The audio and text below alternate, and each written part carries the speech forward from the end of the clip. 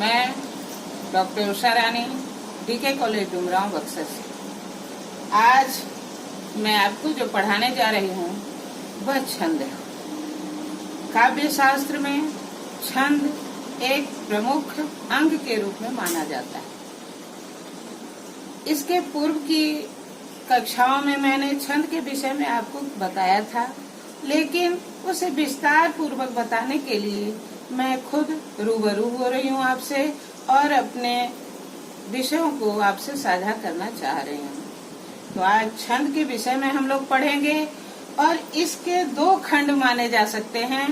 पहले खंड को लेकर मैं यहाँ आई हूँ और अगली कक्षा में इसका दूसरा खंड या दूसरा भाग आपको पाठ्य के रूप में अभिस्तावित होगा और मिलेगा। तो अब चलिए आते हैं विषय की ओर। छंद। छंद कहते किसे हैं? प्राचीन वैयाकरणों ने, प्राचीन काव्य शास्त्रियों ने इस छंद की परिभाषा कुछ इस प्रकार दी है। छंद वह वैखरी ध्वनि है जो प्रत्यक्षीकृत निरंतर तरंग भंगिमा से आह्लाद के साथ भाव और अर्थ की अभिव्यंजना कर सकती है।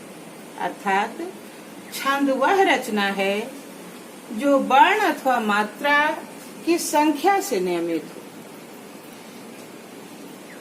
इस लक्षण में दो शब्द प्रमुख रूप से आते हैं। पहला शब्द है वर्ण तथा दूसरा है मात्रा, और इन दोनों की अति महत्वपूर्ण स्थिति है छंद में। वर्ण को छंद अक्षर कहते हैं तथा मात्रा अक्षर के उच्चारण में लगने वाले समय को कहा जाता है। मात्रा के दो प्रमुख भेद हैं, हर्ष और दीर्घ। हर्ष को एक मात्रिक तथा दीर्घ को द्विमात्रिक कहा जाता है। इनका नियमन अर्थात हर्ष और दीर्घ का नियमन स्वरों के आधार पर होता है। अब छंद शास्त्र के अनुसार हर्ष को लघु तथा दीर्घ को गुरु कहने की परंपरा है। छंद के समस्त भेद उपभेद विविध रूपों में इन्हीं लघु गुरु के प्रस्तार और संयोजन पर ही आधारित होते हैं, अवस्थित होते हैं। छंद को तीन रूपों में विभाजित किया जा सकता है सामान्य तौर पर। पहला है वार्णिक छंद।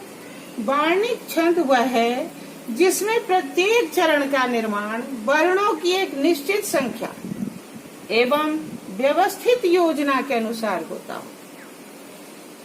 इसमें कतिपय उल्लेख्य हैं: अनुष्टुप, द्रुत विलंबित, वंशस्थ, बसंत तिलका, मालिनी, शिखरणी, मंदाक्रांता, शार्दूल, विक्रीडित, कवित, सवैया इत्यादि।